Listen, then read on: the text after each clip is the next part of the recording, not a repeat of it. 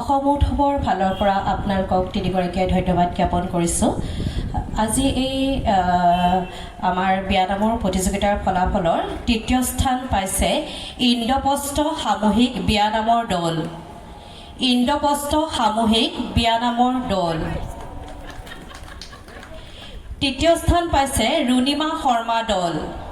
দ্বিতীয় স্থান পাইছে ৰুণিমা শৰ্মা দল। আৰু প্ৰথম স্থান পাইছে সন্ধ্যাৰাণী শৰ্মাৰ বিয়ানামৰ দল।